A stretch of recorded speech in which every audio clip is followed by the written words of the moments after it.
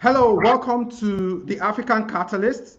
We have here our second session of the day, and we will be speaking regards a new topic related to getting your business investable.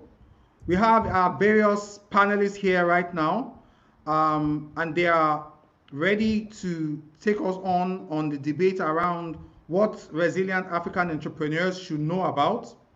And I will now hand you over to our moderator, Dr. Funsho Somorin, who will introduce himself and take over the session. Thank you very much, and over to you, Funsho.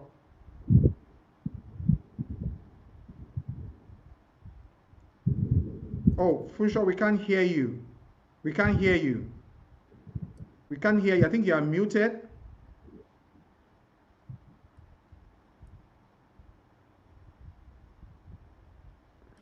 We can't hear you. We can't hear you. Are you using a microphone?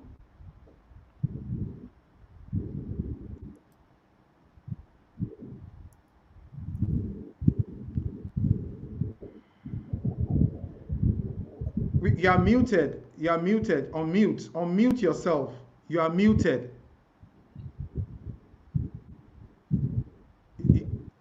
You need to unmute yourself.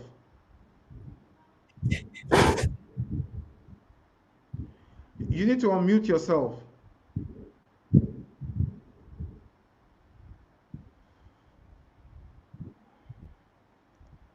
Okay. Well, I'll get back to Funsho now. I think he is having issues with his microphone. I would just like a quick introduction, starting from Moji, moving to Zain and Keziah, and we do that introduction and tell us about yourself, what exactly you're doing, your firm is doing, and we'll move on from there. Thank you. Hi, Femi. Hi, everyone. Thank you so much to Africa Catalyst, and thank you, everyone, for joining this program.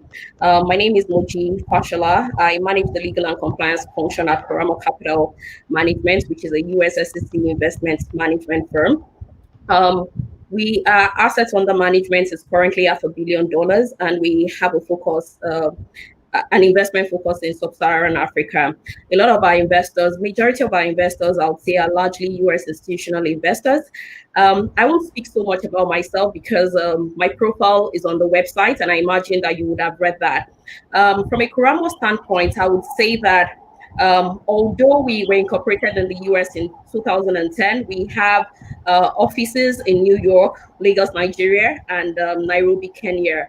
We started off as a fund of funds, and we are reputed to have played a pivotal role in catalyzing the private equity ecosystem in Africa.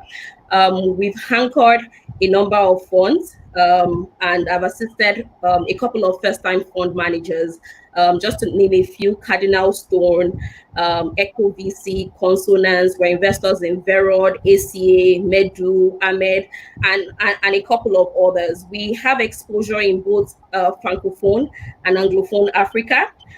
In terms of direct investment, I would say that we are sector agnostic, and we constantly look out for opportunities in growing businesses and in a good industry that has a strong exit potentials. And so we would evaluate an opportunity if we think that it's good, and irrespective of the sector. I would let other panelists introduce themselves.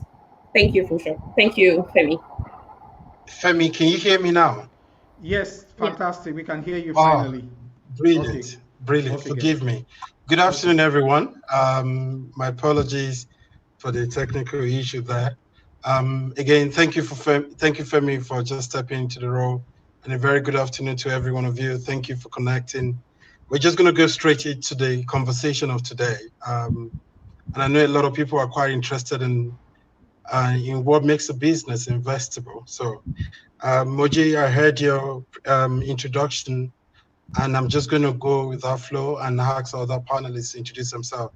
So let me ask Keziah, can you just please tell us who you are, the organization you work for, what exactly you guys do?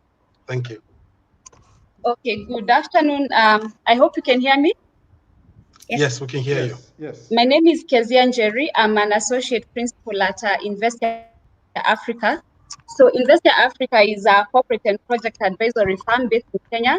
And what we do is basically financial modeling. We also do financial modeling training, and we do fundraising for SMEs and projects. And we also do due diligence, of course, in the financial and commercial space. And lastly, we also have an arm that works with startups. So we do coaching and training for startups in the tech space. And some of the assignments that we have been involved in are in different sectors, including manufacturing, retail, real estate, healthcare, all across Africa, including countries like Zambia, Nigeria, Uganda, and Rwanda. And so I'll leave it at that.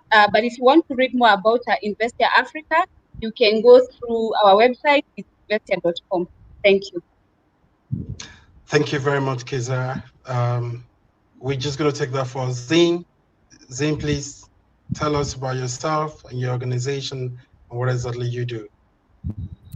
My name is Bekkali. I'm the founder and CEO of Slik. We have been, as a firm now, investing in frontier markets and mostly with a big focus on Africa since 2008.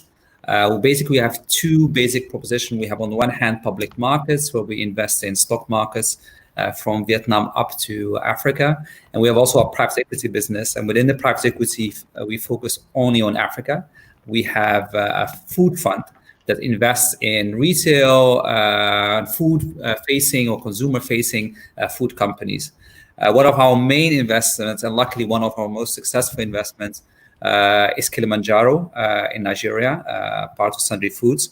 They've done very well, and we are very proud of that investment. But to a certain degree, that's really what we are looking for: companies with a strong brand, with a strong focus on local consumers, and run by good entrepreneurs. I'll leave it at that for now. Thank you very much, Zain.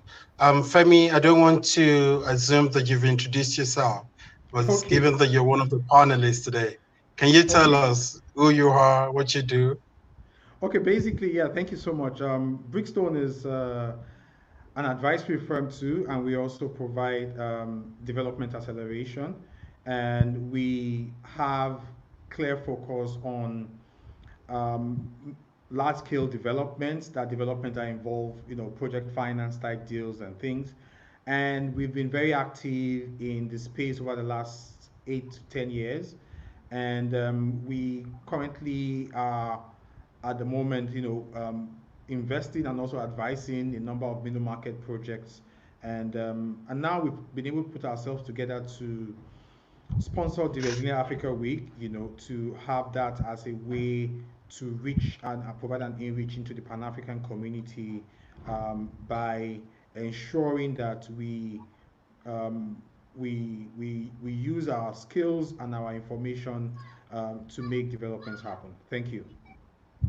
Am I the only one struggling to hear you? But anyway, thank you. Can you all hear me?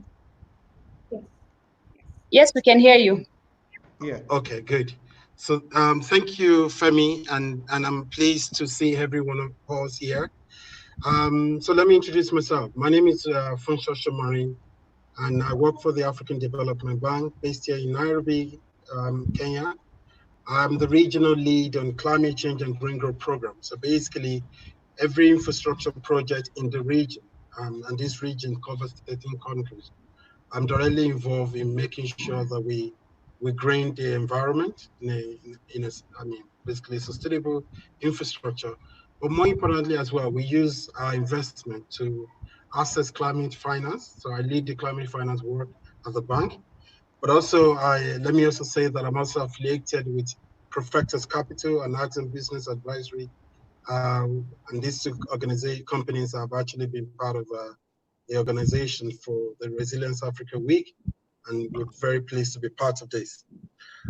So again, thank you to all our speakers. Thank you for accepting to speak. Let me try and get you excited for the rest of the day. A lot of people have got questions. And over the next 80 minutes, we'll be having a conversation. Two conversations. So basically, among the panel, we'll be having a conversation amongst ourselves and on some critical issues. But also we're going to have the chance to have a conversation between us and the audience. So please, our colleagues will help us as much as possible that we can have everyone in the audience. You want you to be part of this. Don't wait to the end before you have questions. If you've got them, just write them in the chat room. Good. So just to set the scene, there is a paradox in today's African markets, and I have seen it across board. You know, I work with a development financial institutions, but also affiliated with private sector organizations, and the story is consistent. Those who have money claim they cannot find projects to invest in, and those who have projects and they say bankable projects say they cannot find money. So, and you can't understand it. In the same ecosystem, in the same society, in the same space, you are having this conversation going on. And I think going back to the topic of today, it's getting the business investable, what African entrepreneurs need to know. So to my panelists, please, I want you to empty your heart, empty your mind, and tell them in simple terms, in the course of today's conversation, what they need to know. Now, let me say that this conversation didn't start because of COVID. This conversation was long way there. We've had it for years, even before COVID. So now, if it was hard before COVID, I don't know, should we think it's going to be a lot harder under COVID? And these are some of the questions you can anticipate from the partner, from the audience today. So we're going to go straight to the point. In a very simple layman term, please, every one of you, and I'm not going to call names, any of the panelists ready to jump. What does it mean to say a business is investable? I don't want to assume that we are all on the same page. So can we just start with that as an icebreaker? What does it mean to say a business is investable or bankable? Moji, let me call on you. Okay, I'll start off. So in simple terms, it's the ability of a business to attract financing. And several investors have different parameters for determining what an investable business is. Since we play in the private investment space, I would say that for most private investors, they would look at two things: commerce and sustainability. By commerce, what do I mean? It's the ability of a business to generate returns that would exceed the expected of that business of that investor. And in making that decision, they will consider several factors: the industry, the business, the industry where it plays, the ongoing capex need and sustainability, the working capital requirements, the government and regulatory touch points, the leverage ratio of the business. By that I mean, is there a debt exposure, and where does the business stand in terms of its debt exposure versus its interest and receivable. Secondly, in terms of sustainability, and this is something that is very important for African businesses, it's very common, and most times you would see businesses that can meet some of the requirements I just talked about. But then the question is, when you talk about operational controls, business processes, corporate governance structure, you would see that some African businesses are actually lagging behind. And so investors would like to a team composition that has a proven track record. And when I mean proven track record, it's not sufficient for you as a business sponsor to have successfully run a business, but also we want to know how your ability to manage stakeholders across the value chain, how in the past preferred pragmatic solutions in a challenging business environment like this. So corporate governance, process-driven structure, and corporate and operational controls, basically. And why is that important for an investor? Because it would guarantee exit, or it would, in the context of exit, it would help such investor to exit the business at that time. So I'll leave it for my colleagues to speak on that. Thank you, Moji. You've jumped on a lot of things, and I think we're going to come back to some of the points that you've raised. Zain, can I jump on you? Yeah, thanks. I think one of the big elements that I think sometimes is missed in translation is that the sad news, and I'm sure you would agree with that, is that the capital that is available for Africa is very limited. So that's really the unfortunate reality of it, is that we in Africa needs to be even more picky, because simply there is not a lot of capital that can support growth. And that is like a big issue, which we can talk about a bit later. But because of that, I think that I would say the options that we have are more limited. And that's one of the reasons that, for example, profitability and the financial stability of a firm tend to be very often like a very, very important thing that needs to be looked at, especially in an environment which is so dynamic and unfortunately volatile. So we have to have that as a starting point. We as a firm at Silk Invest, what we like is, beyond the financials, we try to find companies who, if you want to summarize it, have on the one hand authentic business model. So the authenticity in terms of what the product is, what the proposition is a very important thing. And the second thing, let's call it the relationship with stakeholders. And stakeholders can be anything. It can be the consumer, it can be the supplier, it can be the management and the shareholders. So those are like two things which are very, very important in terms of when you are aligning and where you're analyzing companies.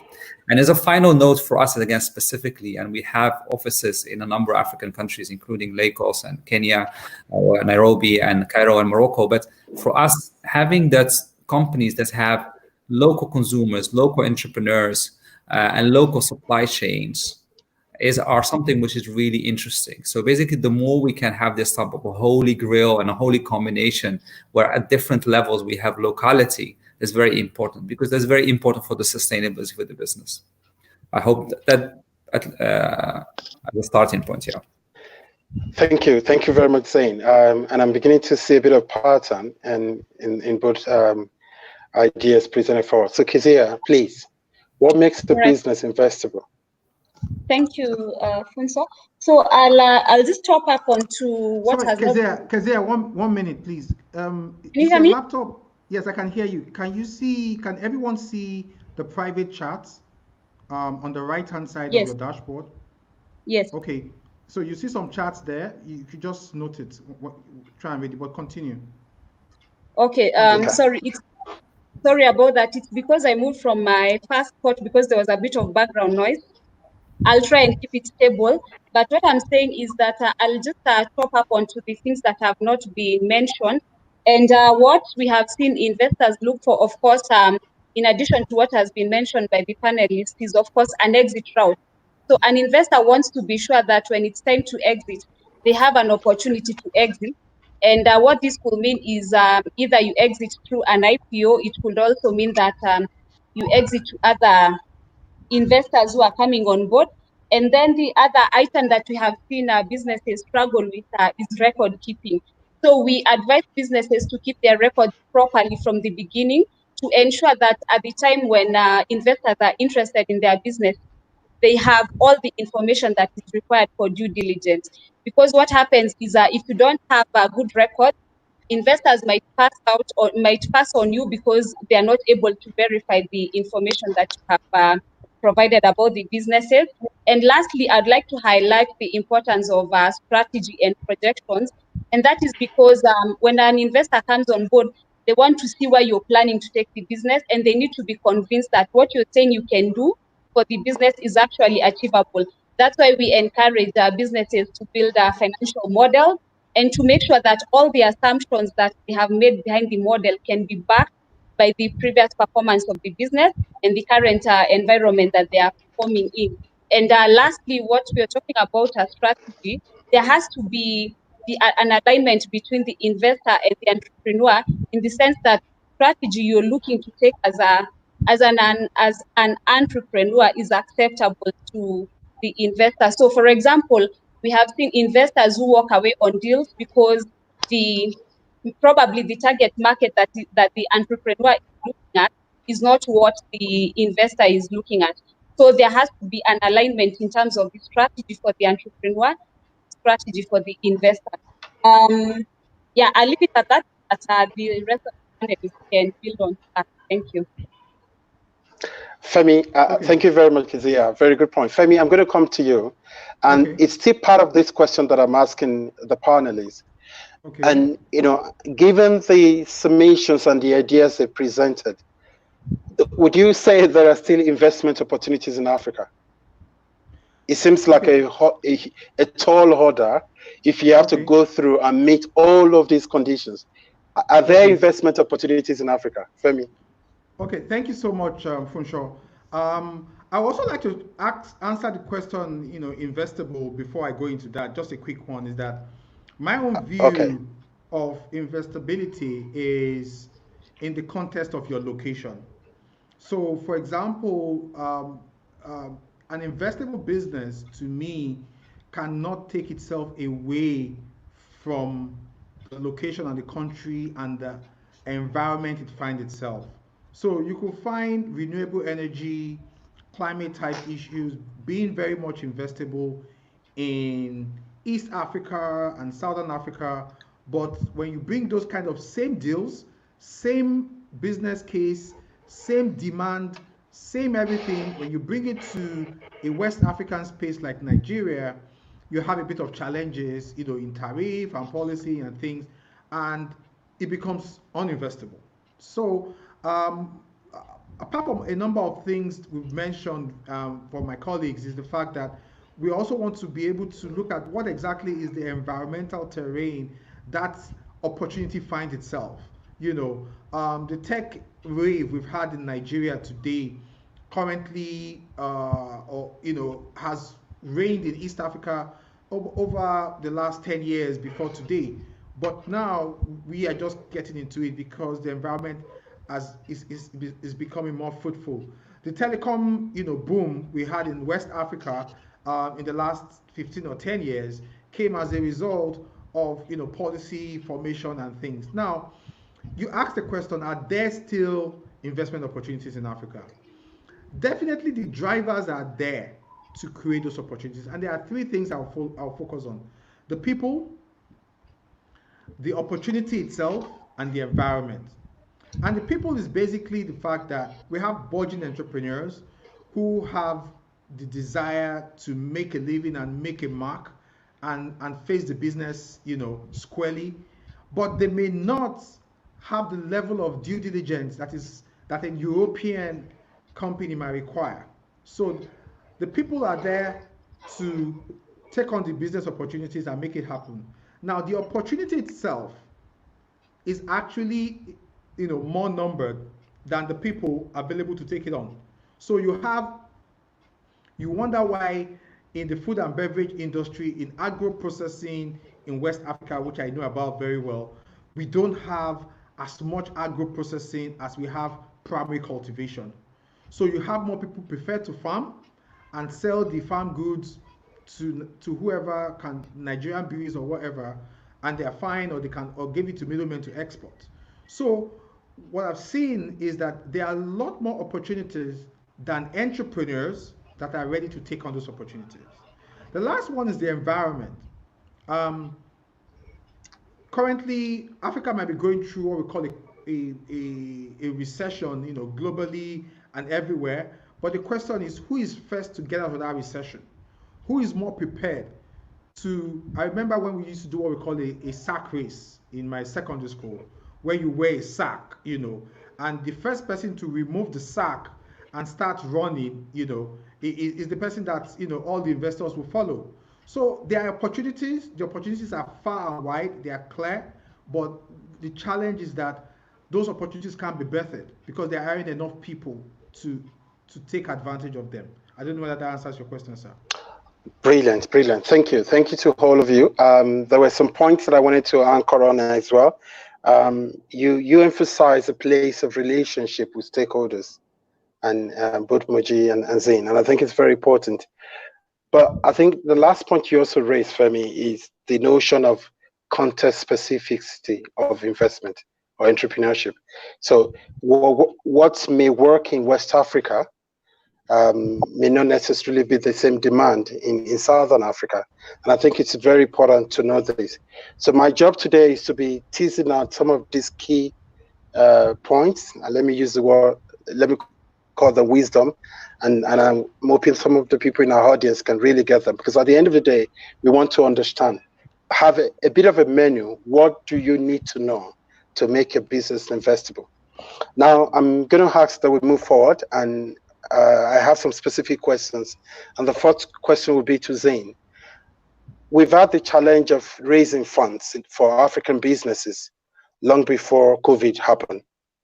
And now we are in a COVIDian era where the opportunities have been confronted with a number of challenges, as well as we also realize there may be opportunities to cross over into new spaces, let's say technology. A lot of businesses are looking into moving from offline to online. And I want to know, are there specific risks that investors will be looking at beyond the traditional one as we try to step out of this COVID pandemic?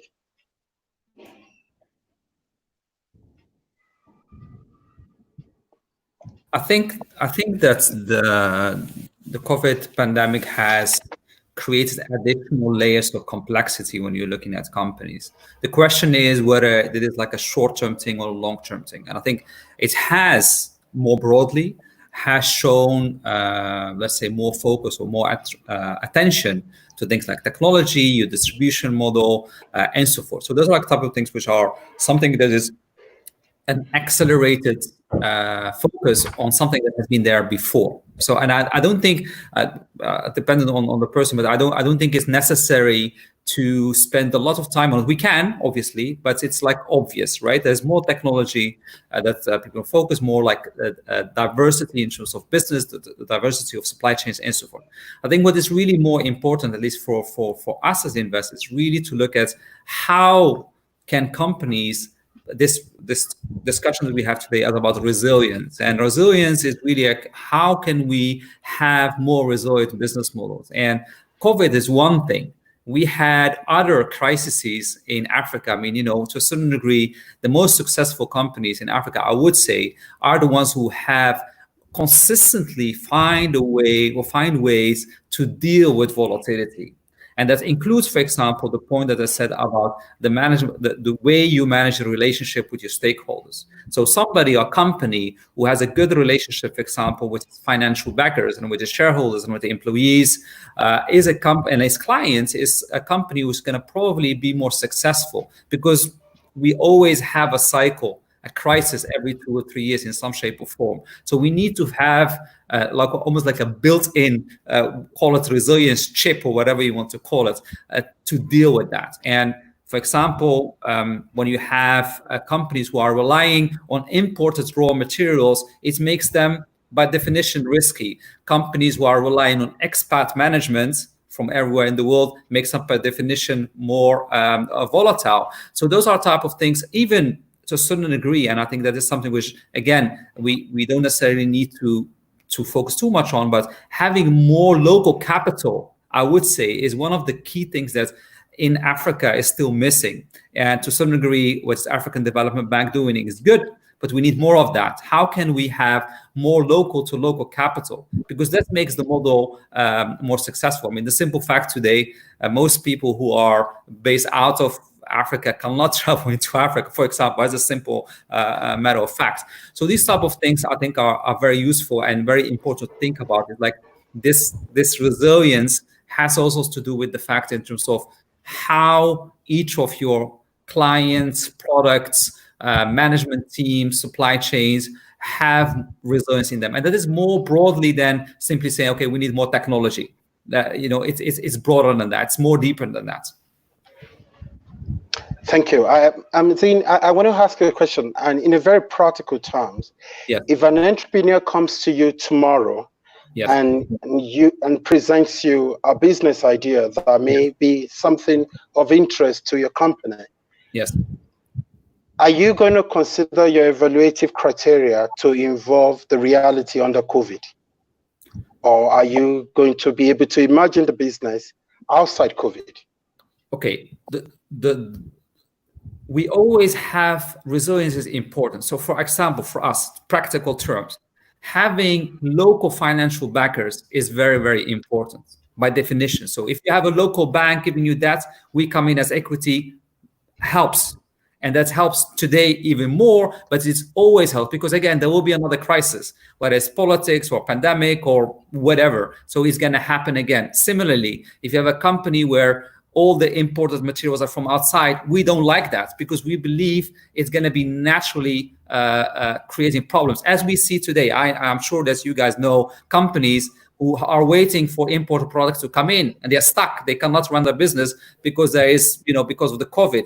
But it could, they have, those same companies had similar issues when there was a currency devaluation or there was a political crisis and so forth. So in terms of, I think the COVID situation in Africa to a certain degree is, for my humble opinion, is like a reminder of other crises. It's not that we have, of course, it's quite unique and so forth, but I would almost argue that is more unique and more extraordinary outside of Africa, because in Africa we had other crises, and some of those other crises have actually been deeper than what we are facing today. Great, good point. Thank you very much, Zin. There are a couple of points in there that I'm going to come back to, the issue of technology, but also how we can advise investors to see opportunities. Beyond the crisis as well, and how you can consider investing, directing your capital in the direction of a potential opportunity. So I'm going to go to Keziah, and I think, Keziah, you've mentioned some points when you were talking about what makes a business investable, and I remember you anchored on the point of, the ability to keep information and creating a culture of, information gathering, but also making the life of an investor better, whether within the stay period, but also for the exit period. And I want to link that as well to the conversation around COVID a little bit, but I don't want this to be all about COVID. One point that Zin has mentioned is we must see resilience as an endemic thing for African business. Resilience must be endemic to our business. So it's not something we're going to be resilient to. It is something that resilience is a way of life for us. Every business must have the resilience mindset. So how do we,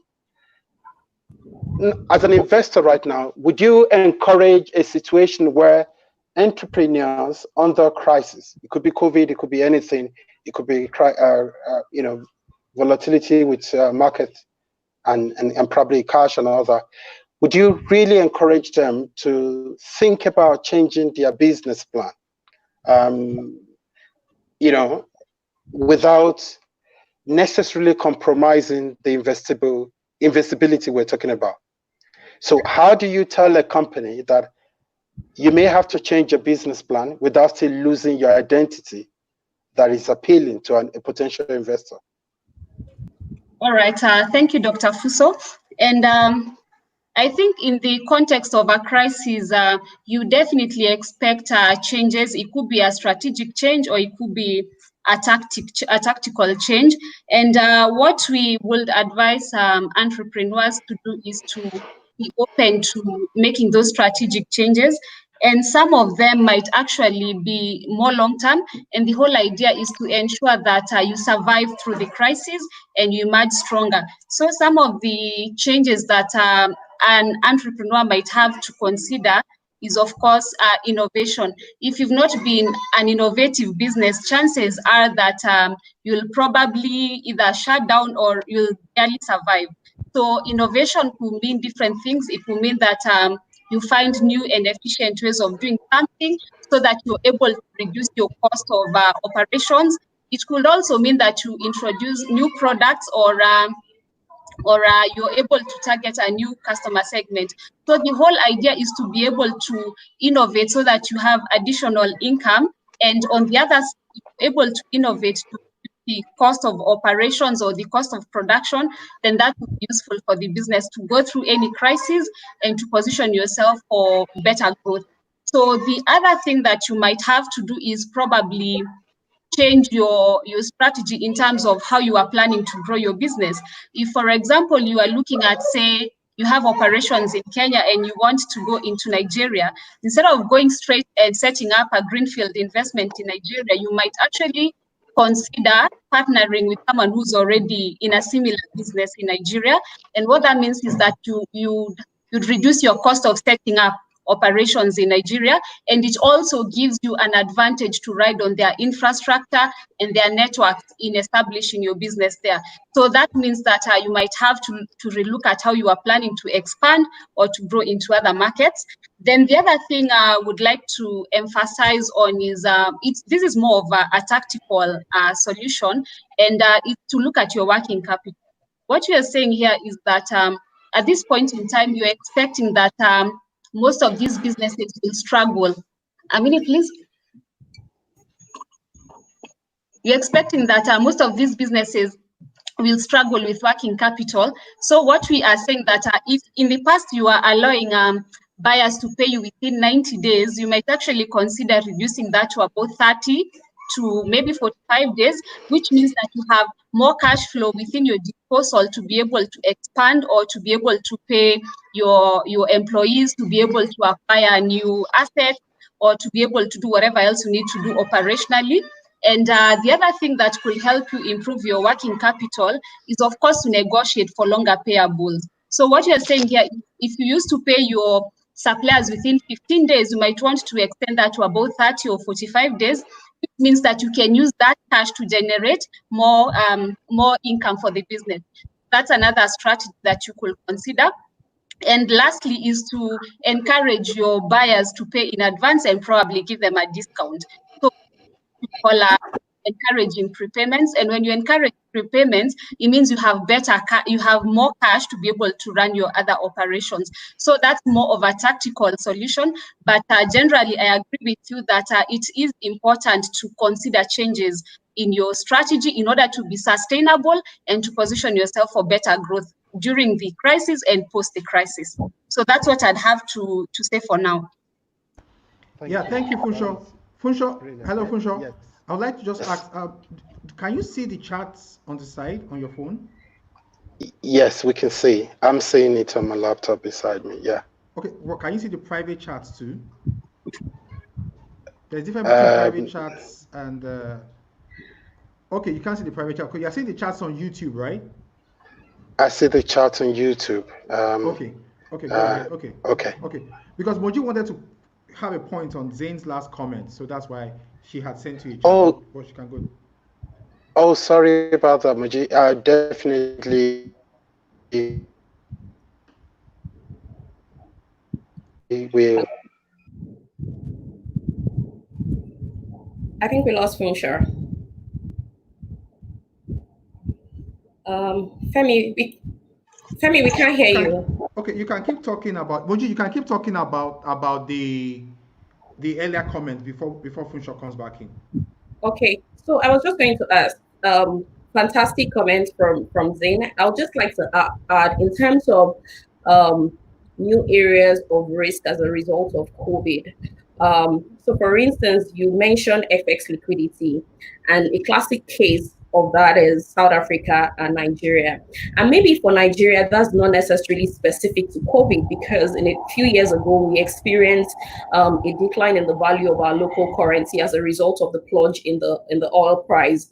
But in terms of how investors might be evaluating opportunities in countries that have these challenge, is that some investors, particularly foreign investors who are going to be bringing in foreign exchange into to do a local investment, they are likely going to take a very cautious approach.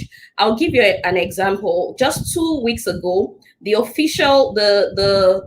exchange rate at the official market, which is the CBN, was 380 to $1. And right now it's 385. So if you close the deal 2 weeks ago, you're going to be marking down your investments just a few weeks, just in a week or 2 weeks after. So we're seeing that a lot of investors, foreign investors, are taking a cautious approach, and they are watching perhaps do they want to wait a longer time? Because if it's 385 today, what's it going to look like 3 months from now? And how will that impact their investment? You also have investors who are thinking, okay, do we want to take advantage of the differential, the delta in the secondary market? Of course, that exposes you to certain risk. If you do that, you can get significantly more naira for your dollars. But what it would mean is that at the time you are exiting or you are repatriating the return on your investments, you will not be able to approach the CBN window to get dollars. So that's I would say one risk factor that investors would look at as a result of COVID. I would also like to touch on very quickly on something that I think that investors would consider, and that's entry price and valuation.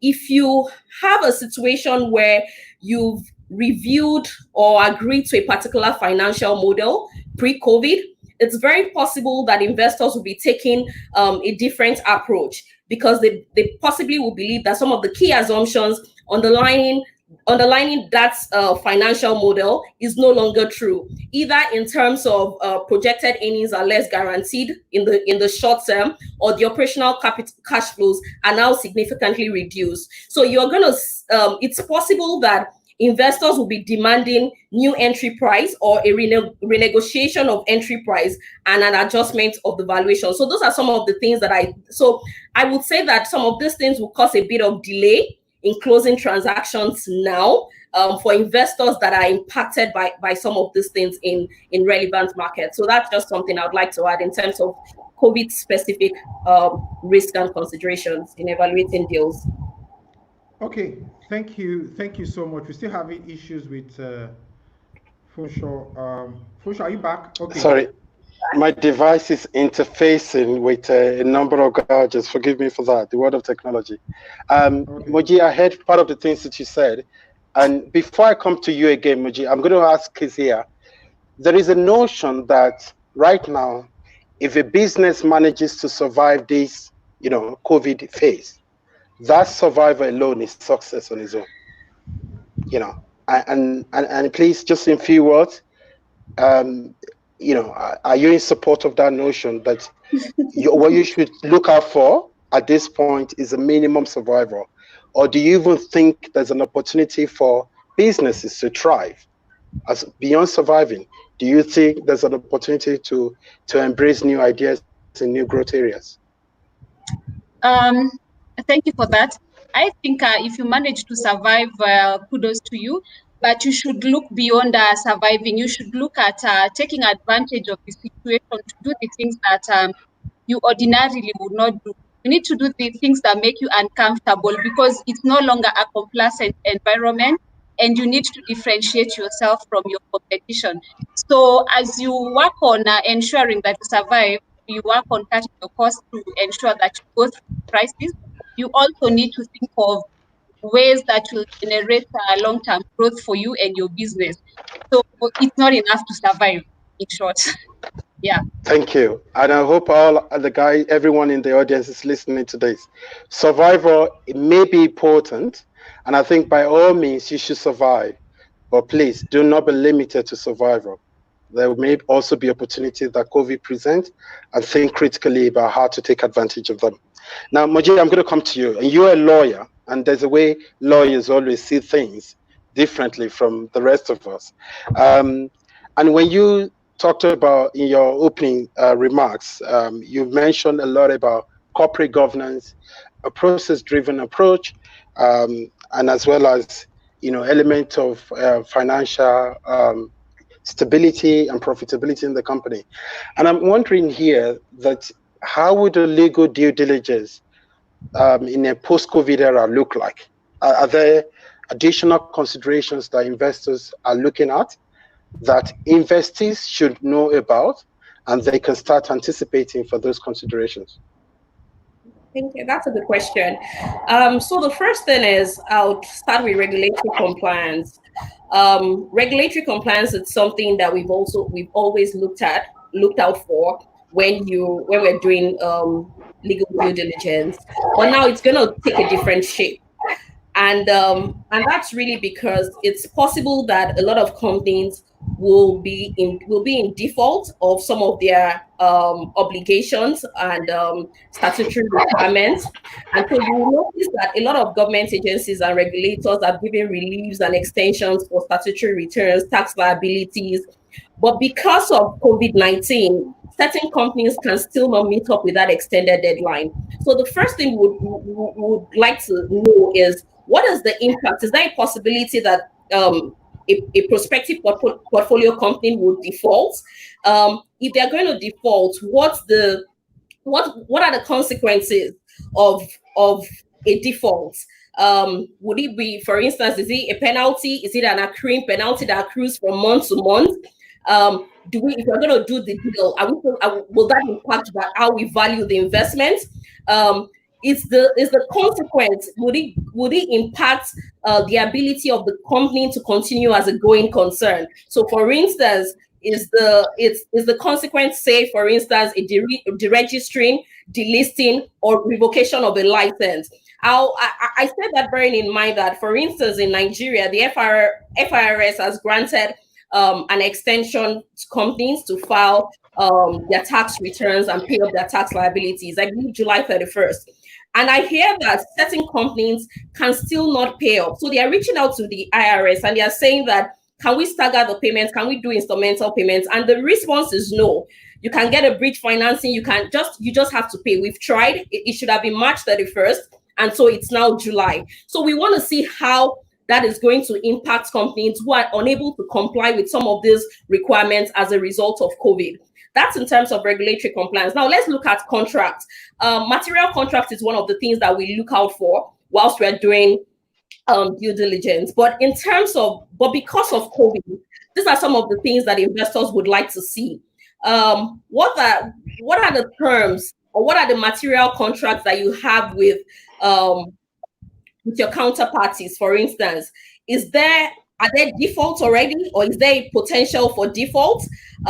Is maybe as a result of inability to generate capital, or they simply just can't honor commitment because it's just not possible, right, for them to honor the commitments. So what is the impact on the cash flow of the business? Also, you would also look out for companies that perhaps have offtake contracts with off-takers, and the off-takers cannot offtake. So, for instance, if you look at an internet service provider that the major clientele base is businesses and companies, and a company, perhaps in the last 2 to 3 months, a company has they've been working remotely, and some companies have even said even in the next few months they will still be working remotely.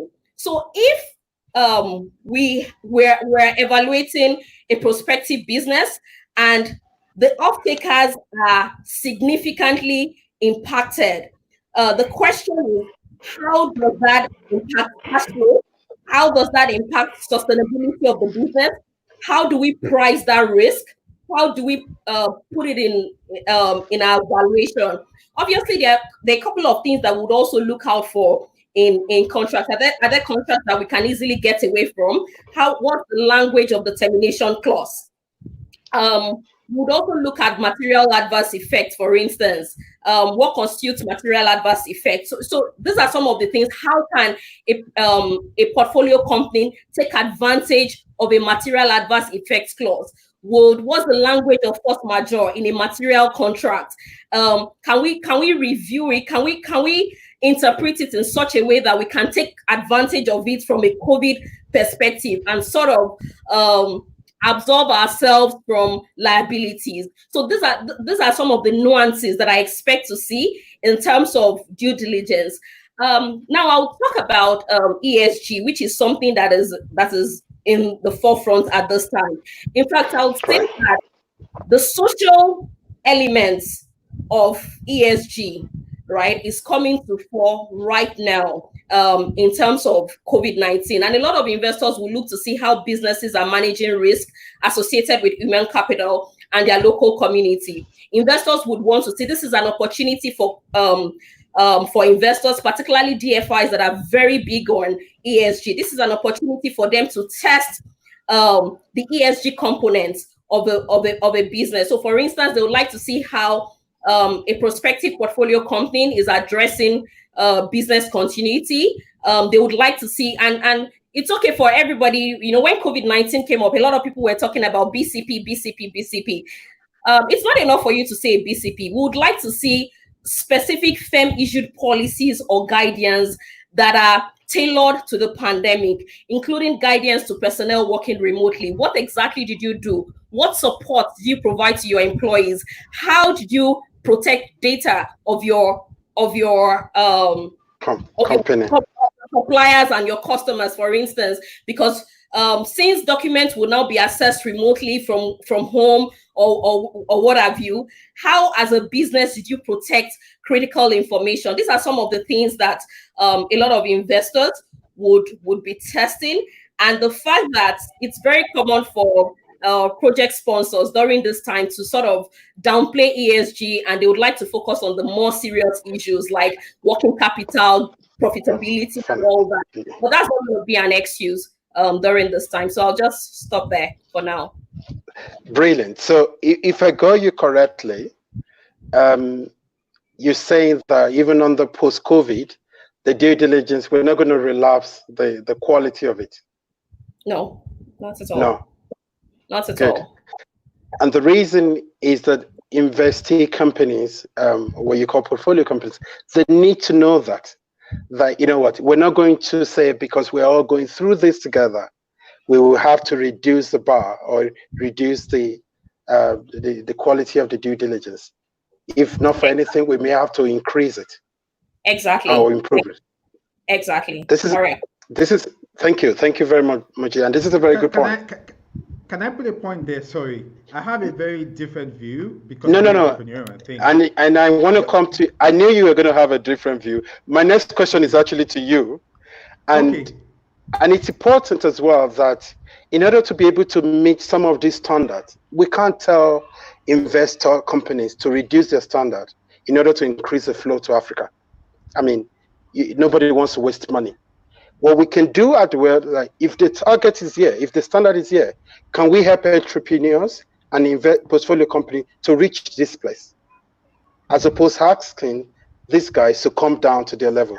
So Femi, my question then is, what kind of support system are available to portfolio companies, investing companies, individual entrepreneurs, either at the startup stage or at the growth stage, that can help them meet some of these targets that Moji listed? Over to you. Okay, thank you so much. So great. So just a little bit about what I go through, because we see a lot of growth companies in Nigeria, and we tell them about compliance issues and management issues, and they try and do it. But sometimes there's a balance between the cost of compliance versus the profitability of the company. So you find companies now have maybe an ESG officer, they have compliance officer. Now with the post-COVID era, they might even have a business continuity officer and somebody in internal audit. Then at the end of the day, you're saying, I'm an SME. I just want to make money. What is all? I mean, this is so much of drama and levels of change. But I agree, to aspire to grow, being a multinational, a Fortune 500, you need to have those things in place.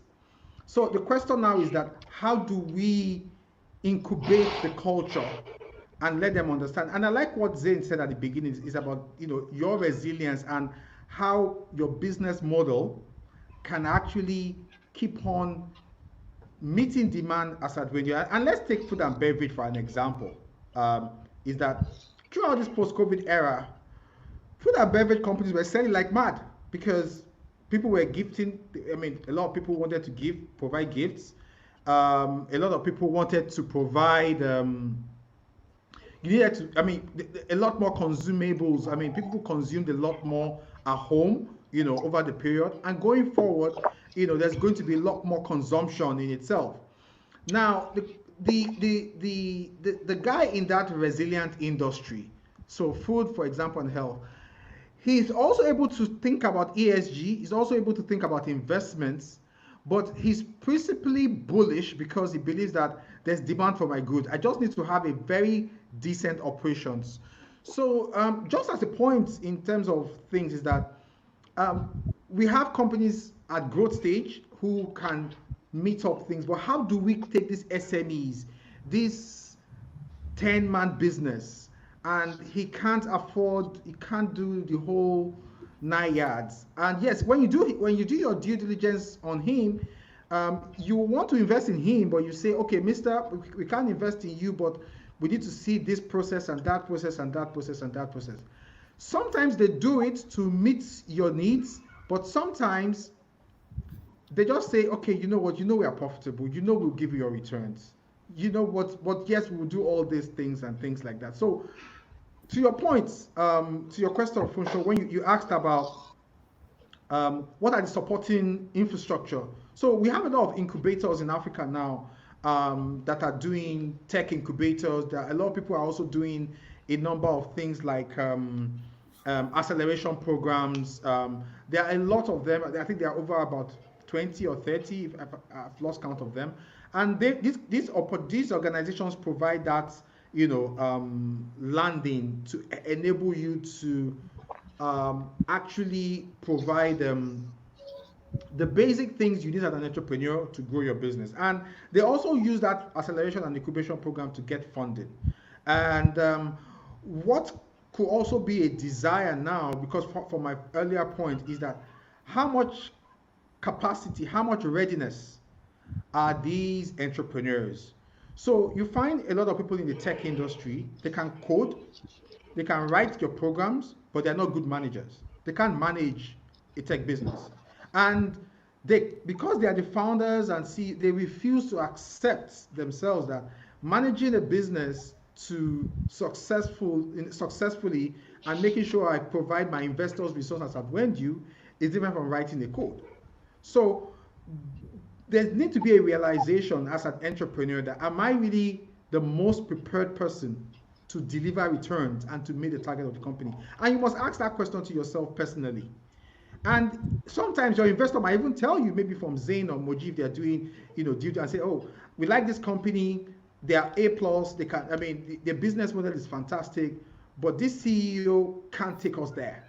We've seen him, he knows the contacts and things, but he doesn't have the ability to lead that team, properly, and we've seen a number of companies in Nigeria, for example, who had the right business opportunities and they've just gone down because of wrong leadership.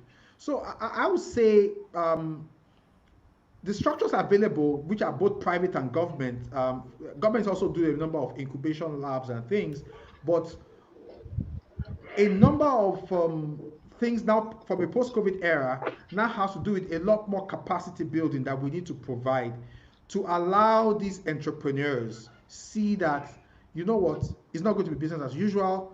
You need to have processes. You need to have compliance. You need to meet all these requirements so that your business, first of all, can be sustainable. Don't do it because an investor is saying you should do it. No, you do it from the reason of what is the benefit to my business, and let the investor just discover you. Because most times we find entrepreneurs just reactive. They put all these structures, you guys sign off your term sheet, you sign off the investment agreement, and 2 or 3 months down the line, you're like, I thought that's what we said. I thought that was what, we agreed. Why are you now not doing what we said? So we actually need to look at the culture of running sustainable or resilient businesses, so to say, because resilience doesn't even have to be something you are born with. Yes, some people have that, inbuilt capacity, but you can actually structure your business model to be resilient, such that you have all checks and balances provided for, and you have all the things that even when an investor comes to you unawares, they're like, okay, you know what? Actually, this guy is even prepared to be invested upon. So that's just the few points. I don't know whether I answered your question or I went away. No. Femi, this panel seems to be very balanced to me, because you seem to be the head of the union of the investee companies, and you seem to be making a case for them. This is very good. I like that. Zin here is a founder, is talking about where his money is going to go to and what are the considerations it's going to make. And Moji, on the other side, wants to see a company that has a full identity of, a sustainable company by taking into consideration the legal aspects and all that. And Keziah as well is speaking to, the range of support, the range of activation systems that an investee company may need. And it's very balanced. Thank you to all of you. So I have a very practical question, and I'm going to start with Zane. So imagine a small business, SME, the example that Femi gave, 10-man company. So the CEO recruited himself and 9 other people, they're doing well. So this company, when it comes to profitability, they're extremely, good and very desirable. When it comes to financial stability over time, when it comes to a little bit of systems in place. But you may consider the company to be operating in a sector that is considered to be high risk. So the company itself is doing well, but is engaging in a space that is considered to be a high risk. Zin, tell me, what would be your reaction if the same company came to you to try to raise money from you? Our fund is sector focused, but within the sector, there are many subsectors. But to your point, we always say we better have winners in bad sectors than losers in a good sector. So the reality has to do with the company, with the entrepreneur, with the manager. That's more than anything. Sometimes I say we should be seen as good HR managers, as private equity people. What more than anything, what people pay us for is to find good people that we can work with, and people that have impact, and people that create this type of resilience processes and that allow companies to go. So to your point, if there's a company which has a proven business model, proven operational infrastructure to succeed, that definitely is far more important than necessarily the niche where they operate, whether it's sector or subsector or whatever. It eventually really has to do with that person that you are dealing with. Because, I think all of us have horror stories and good stories to share, scars and good things. But what we, at least personally, I have learned is more than anything, this has to do with that party that you are working with. Environments, sectors, competitions can all change. You are investing your money with somebody who is ready to go through the motions and ready to deal with this. Again, to come back to the resilience. And resilience has nothing to do, is less about the sector, because sectors, they go up and down. One day, this sector is absolutely fantastic, and the other day is a complete disaster. But you need to find a person that can change. So, one final example there. Our main business, as I said, in Nigeria is a restaurant business. So when there was a lockdown, they had difficult times, but then they were able to move more and more to people calling and getting and home delivery. So basically, to make that shift and that change, you need to have people who are very dynamic and are able to make those changes. The sector, running a restaurant during lockdown is not great, but yeah, you can create an opportunity out of this if you are a dynamic person that is able to do this. Thank you, Zain. Keziah, I'm going to jump right here. And one of the things you said at the beginning, when I asked the question, what makes a business investable, was an element of strategic alignment, combined with innovation, your ability to make some very good negotiations in terms of both your payables and receivables. And I thought it was really practical. That's a very good point. I think the guys in the audience would like to know, what is the place of profitability and financial capacity? If you have to rank it in making a business investable. And I think it's very important. We're going to have a long list of things that you need, but we need to know what are the critical things that are not negotiable. And I'm bringing out here 2 points: financial stability and profitability. I'd like you to speak of that. You've done a lot of due diligence. as a third party for a number of investor companies. You've also done a lot of incubation program for investee companies and other. What is that place? Is there a bridge that links both of them together through financial stability as well as profitability? So thank you so much for that question. I think the two of them go hand in hand, because if you're profitable, then it's very likely that you'll be financially sustainable. So what we are talking about is when you're investing in an early stage business, of course you expect it to be loss making, maybe for about 3 years, and then after 3 years it should have shown an indication of moving towards profitability. And it's only through that profitability that the company is able to make new investments, it's able to acquire new businesses, it's able to invest in more in aggressive marketing and whatever else needs to be done in order to increase that bottom line. So it is very important for you to look at them together as opposed to as standalones, because one of them will drive the other one. So yeah, so that's what I'd say. It's important to have a look at both of them together. I don't know if I answered your question. No, yes. I mean, you touched on it. I'm going to allow Femi and Moji to both jump on this question as well. Because for Moji, I want to know if you would make a decision to, lower your legal and ESG, corporate governance related considerations for a more profitability driven consideration. Okay, so that's a good question. So I won't say that we would lower our considerations, but rather if we see a good business that is thriving in a good industry with the potential to generate the kind of returns that we're looking for, what we will do is to work with that company to achieve our objectives. And that's why when I talked about team composition, it's very key. Because when we're looking at the team, we're not just looking, it's one thing for them to have a proven track record, but are these guys people that we can work with? Can we influence them?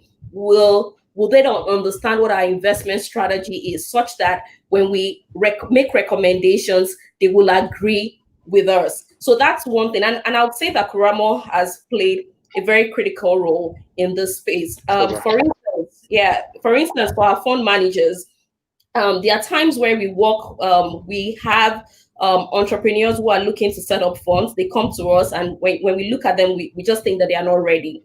We don't just tell them to go. There are some that if we see certain potential, we actually work with them.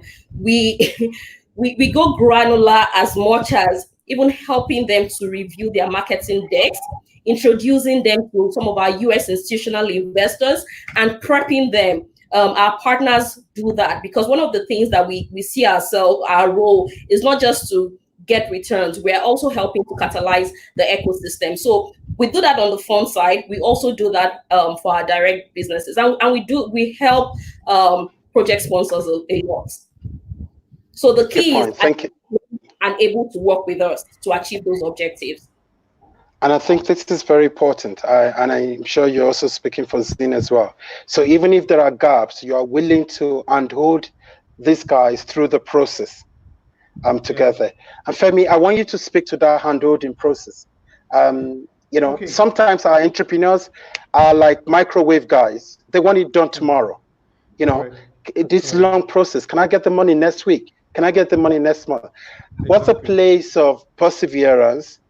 And also, hope creating, in during this handholding process.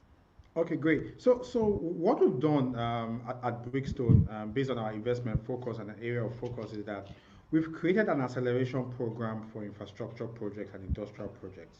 And what that does is that you can actually bring your business plan to us. We look at it. We set up an interim management team for you in-house, whereby you don't have to bother about having a CFO. We give you an interim CFO who look at your model and help you review it and take ownership of it.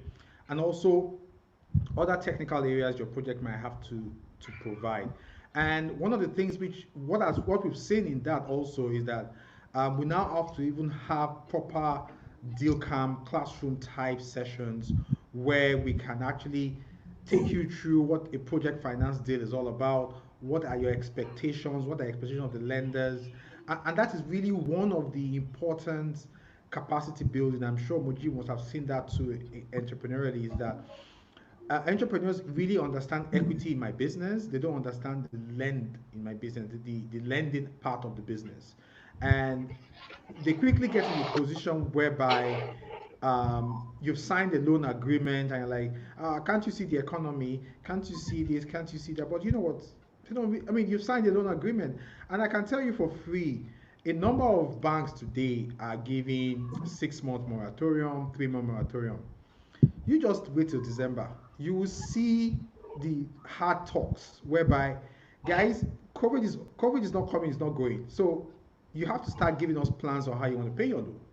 And that capacity building is one of the things which we do to help entrepreneurs to go through that corporate restructuring process and the workout process, such that they can, at the end of the day, be able to talk about their business more constructively, and let them see the plans they have for business continuity, as Moji said, not just on paper, but are you actually doing it?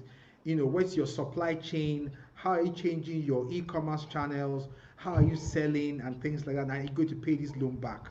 So we believe, I believe that that capacity building is a huge requirement in the market, and also in Africa, especially West Africa, that businesses don't necessarily have to go into what we call to become a non-performing loan, and the obligor now has to go through receivership or an administration, whereby he has a good business, he just needs to sit down, have a proper business plan, have the right team to execute.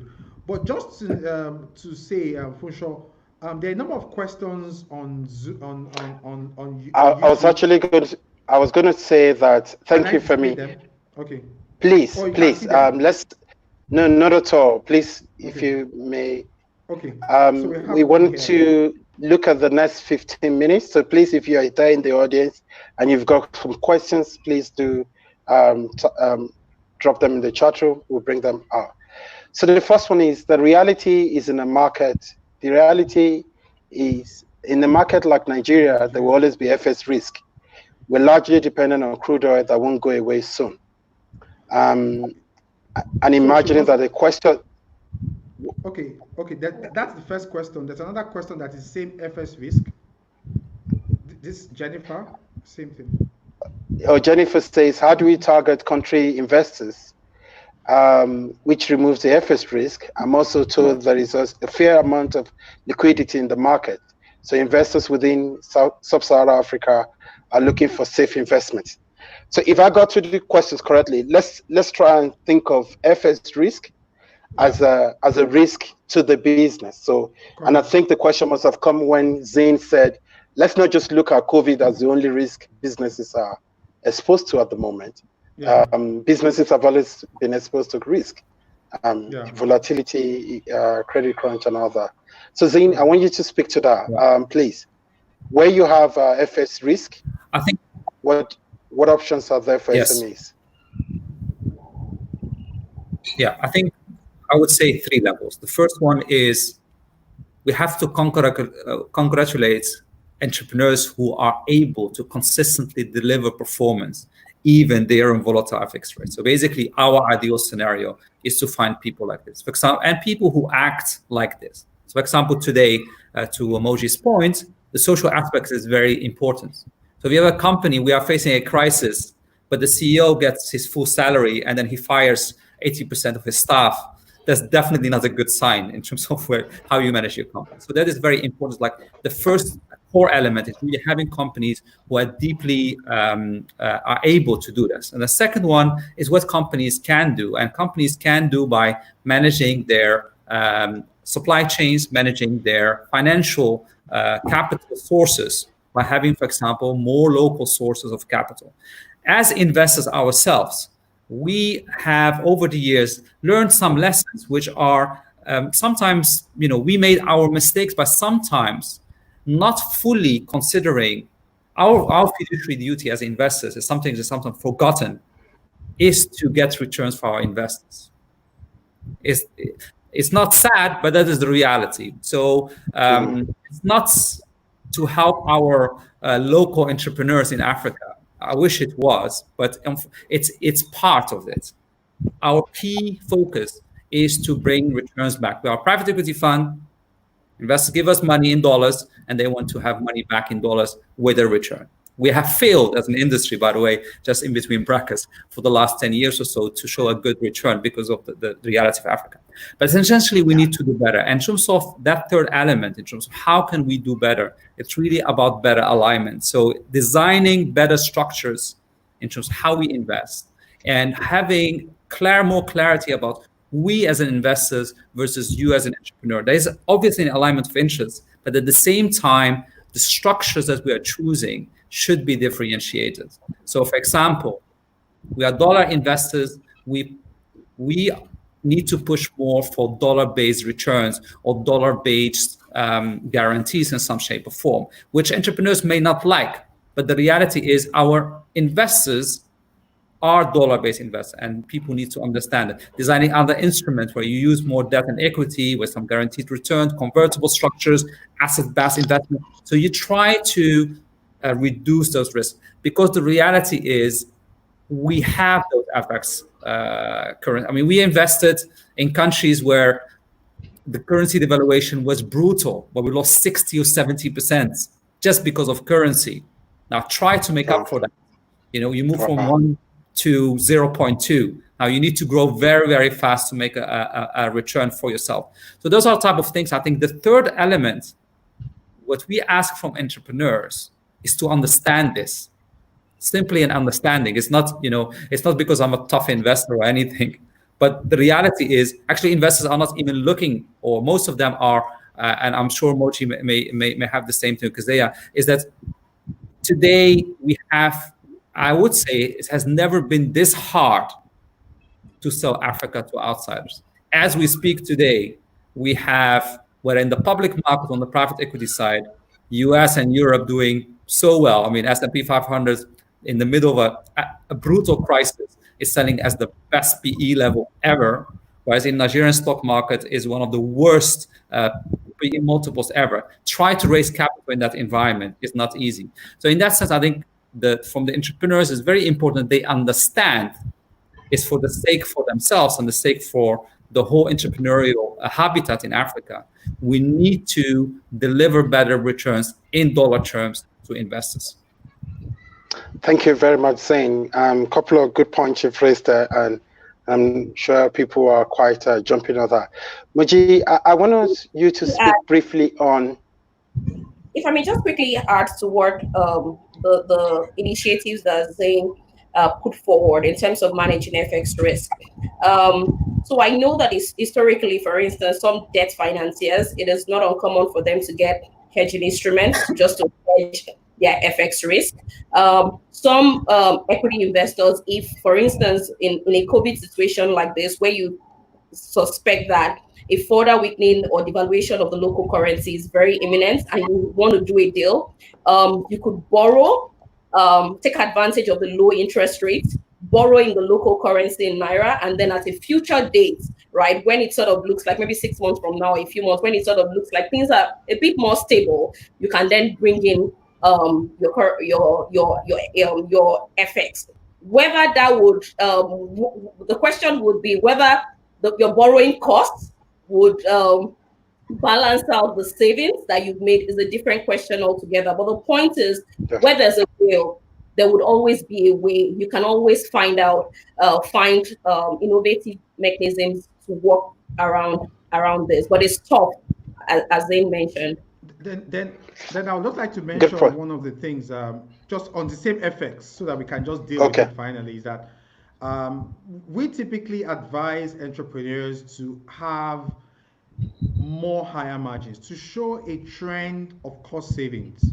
So you want your business plan, you want your forecast to say, over the long run, my cost is going to go down and I'm going to have more margins, because we are going to improve our operations, we're going to have better suppliers so that we're going to have better trade sales.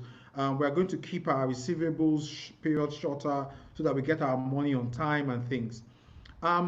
If a business has an EBITDA margin of about 40-45%, right, that you can actually play with, and you have very good operational controls. Most African countries today, yes, I'm not an economist to say, but I think their currency depreciation, based on the ones that have a plan, so to say, that have a plan. I mean, you basically could still play around with a 15-20% range that if they know what they're doing, they won't just let it loose, and we could see that band in itself. So, and most in the last 5 years, I can tell you, yes, there are currency fluctuation risk, but I've seen that most African countries actually now have put in measures that they allow you to see stability. Now, I can't talk for Nigeria, but you can't see that stability that, okay, you guys, you know what you are doing. Yes, you don't want to liberalize yet, but we think this is the range you always fall within. And another thing in the Francophone Africa, I don't know what the issue are it now with respect to the CFA and the euro, because I heard, or I know, so to say, that most times a number of French-speaking African countries actually have that sort of like hedge, through the euro, where they can always use to benchmark and change their currency, and that also provides stability. All right, thank you. And that answers Morenike's question. So, also, Keziah, I'm going to call on you because Morenike's question is very, very important. And on this panel, we have an opportunity to do a bit of a comparison. So, Keziah, you're here, you're a Kenyan. I live in Kenya, like you. I've been living here for 7 years. And the Kenyan shillings against the dollar is relatively stable over years. When I came here 7 years ago, it was 87 shillings to $1. Today, it's about 103, 100 thereabouts. Well, if you have to make the same deduction for Nigeria over a 7-year period, I mean, it's going to be something else differently. So I want us to, both of you, I don't know if it's going to take either Femi or Moji, to speak to the return on investment for any investor under a fluctuating currency system. So Keziah, you can go first, please. All right. So what I was going to say is that, of course, if you're receiving your investment in dollars, it would also, to the extent possible, it's good for you to try and bill in dollars to reduce the currency fluctuation.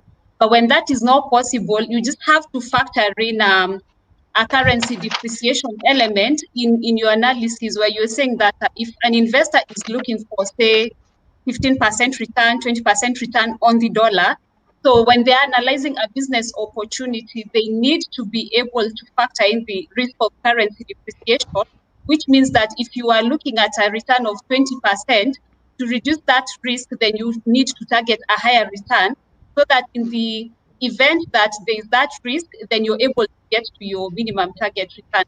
So to the extent possible, you try and match the currencies of investment to what you're billing, but where that is not possible, then in your financial model, you need to make that provision for that depreciation in your currency, in your local currency. So then that enables an investor to determine whether that target return is attainable or not. And if it's not attainable, then you probably need to go back to your drawing board and see what else can be done to increase your profitability so that you're then able to meet the target return. Good point. Moji, do you want to talk about the returns on investment under FX fluctuation in Nigeria? I will say that, okay, so from an investor perspective, right, we are focused on sub-Saharan Africa, right? So perhaps an investor such as us, what they could do in addition to what Keziah has proposed is to diversify, right? You've just talked about Kenya, where there's a bit of stability in terms of the FX. So you want to diversify and minimize your exposure in certain countries that are very susceptible to this kind of FX risk. So whilst you recognize, so you can sort of say, okay, if we're going to do investments in a country like Nigeria, then that business should have the ability to generate significant returns that will make up for the currency depreciation, right?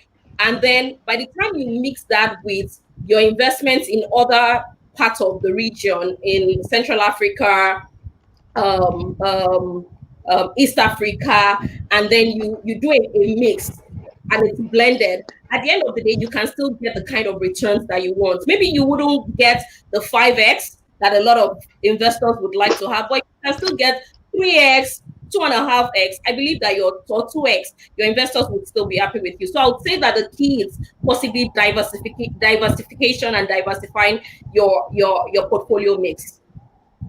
Good point.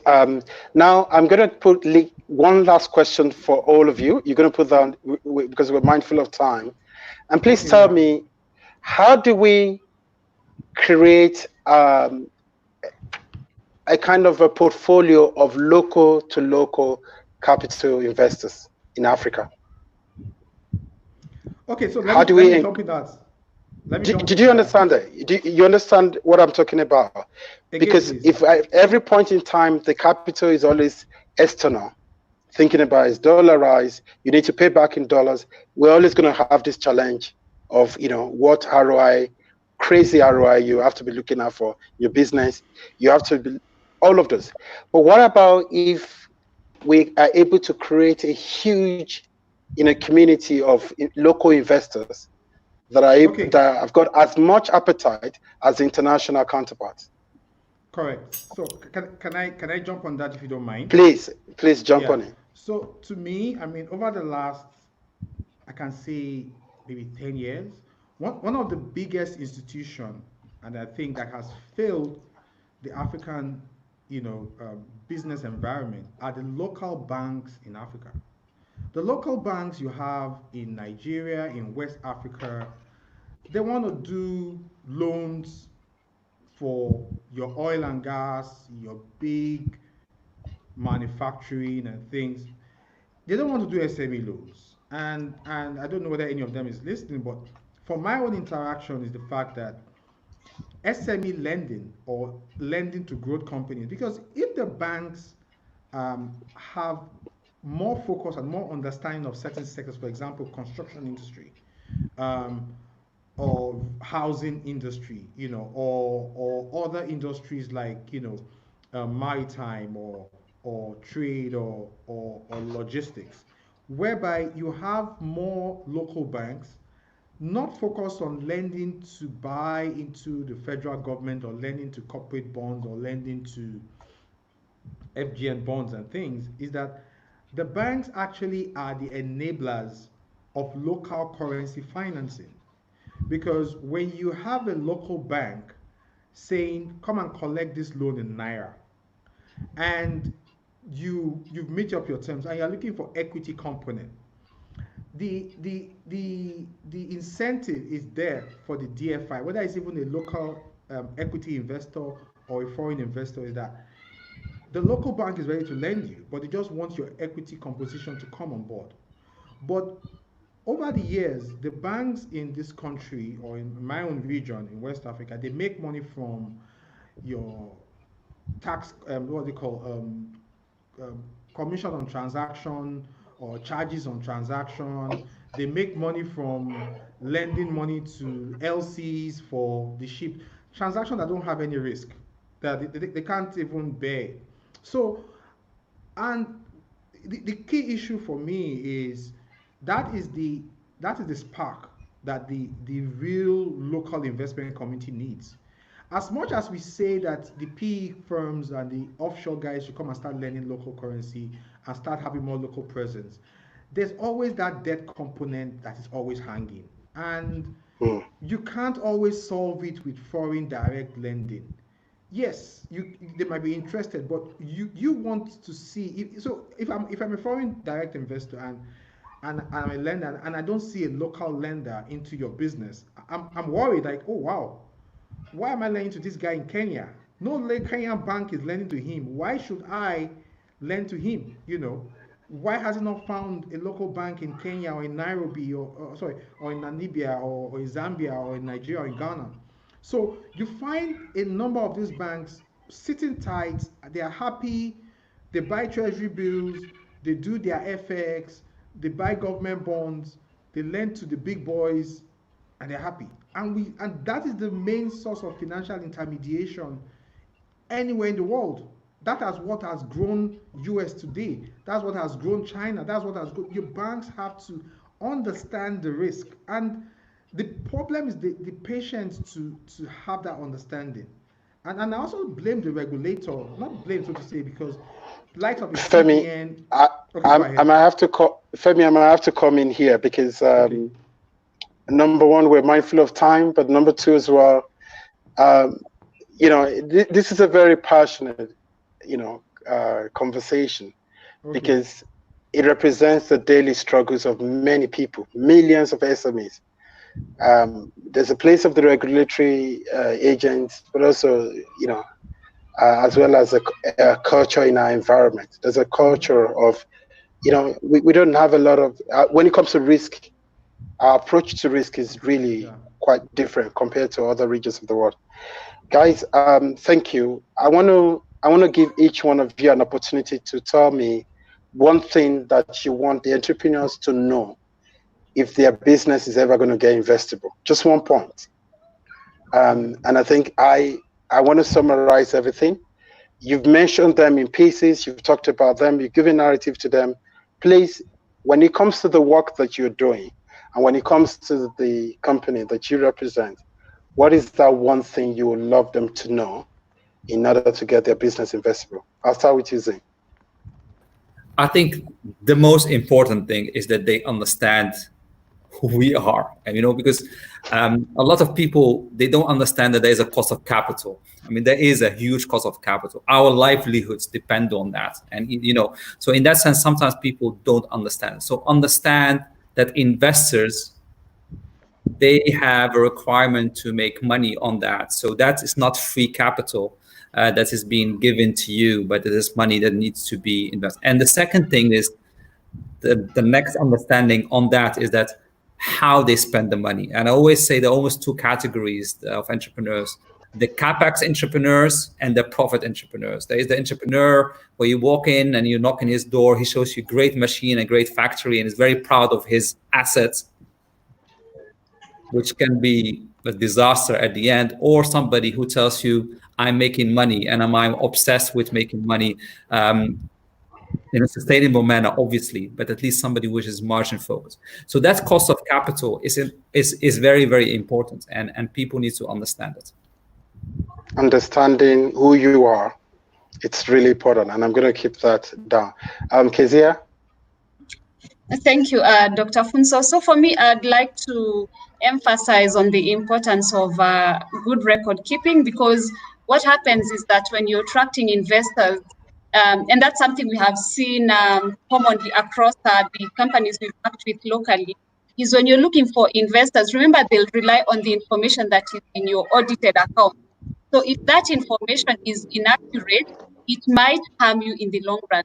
So for example, if you're looking at say your payables or your receivables, if those now, especially your payables, if those numbers are not correct and you're doing a valuation and the investor says, no, because you have these payables are longer than one, you have to deduct this from your enterprise value, then you start saying, oh, these numbers are not correct, then it becomes a really hard discussion to have. It could even be a deal breaker. So I emphasize on the need to keep proper records for future. I mean, you need to run your business as if you're looking for investment, not 10 years from now. Thank you. Good point. You should run it like a business, not like you're running, something else. It's important, and there are ethics of running businesses, record keeping, information, but also create a culture as well, where you have investing systems to capture some of the day-to-day realities of the business. Good point there. Moji, over to you.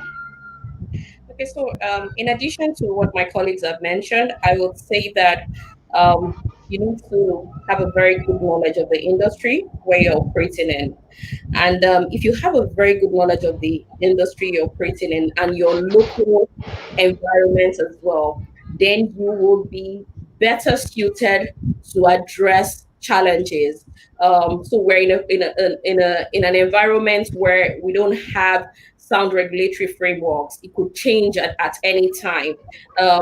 How are you proactive enough? Do you have a plan in a way that you can respond to some of these issues when they arise? So that's very key, and that would also emphasize your track record. If we can see that in the past you come up with pragmatic solutions to some of the unique challenges that we face in the business environment in Africa, that would also be helpful. Also, knowledge of the industry also um, makes us comfortable. If, for instance, you know the kind of financing sources that are peculiar to your industry. And so if you've taken advantage of some of these sources and we've seen what you've done with it, it gives us additional comfort to know that when you bring in more money, right, you're going to scale, you will do more with that money. So basically, work on your track record, both in terms of how you're managing your business, knowledge of your local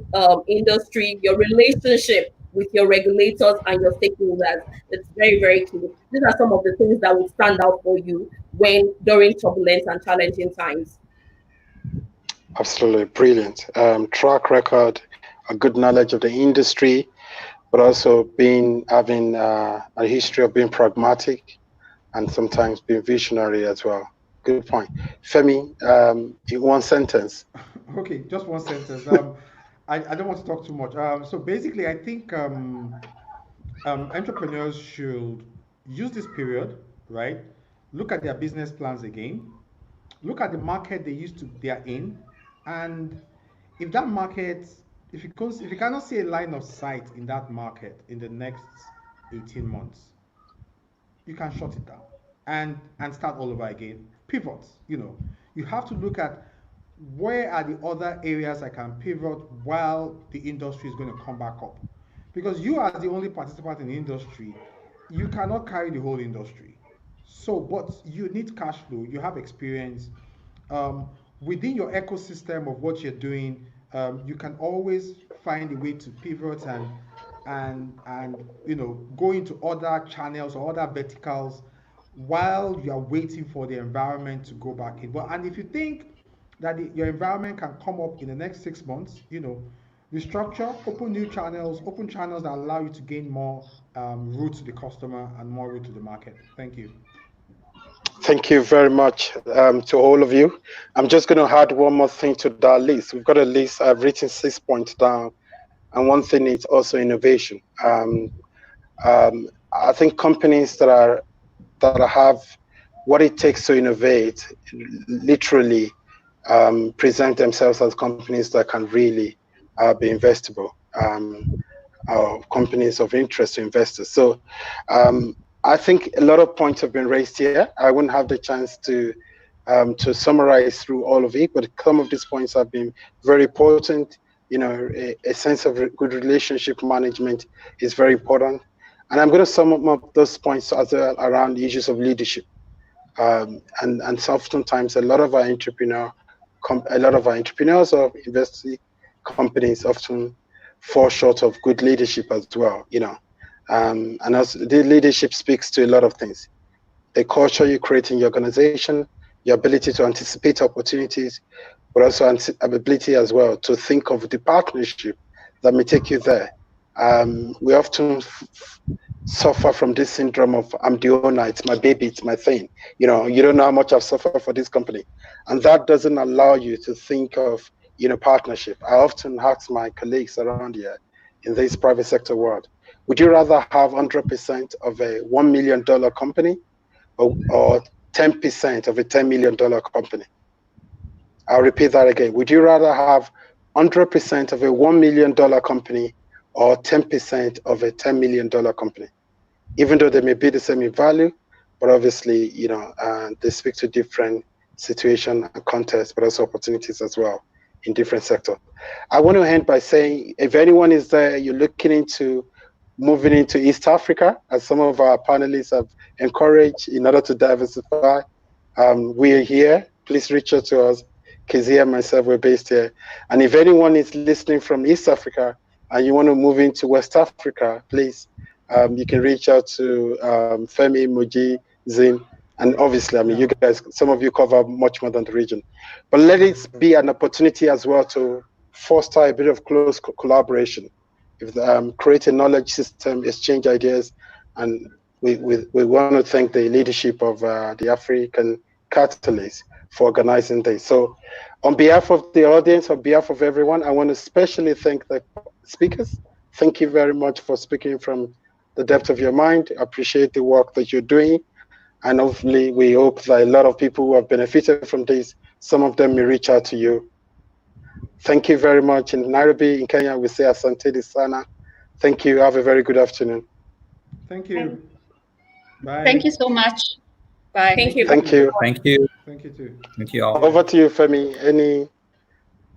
No final. That's all. Thank you. All right. Thank you, everyone. Have a good afternoon. Thank you too. Bye. Good afternoon. Yeah, thank you, everybody. And if you have any further questions, you can check the link below, to get contributions by joining our LinkedIn group. Take care. Bye.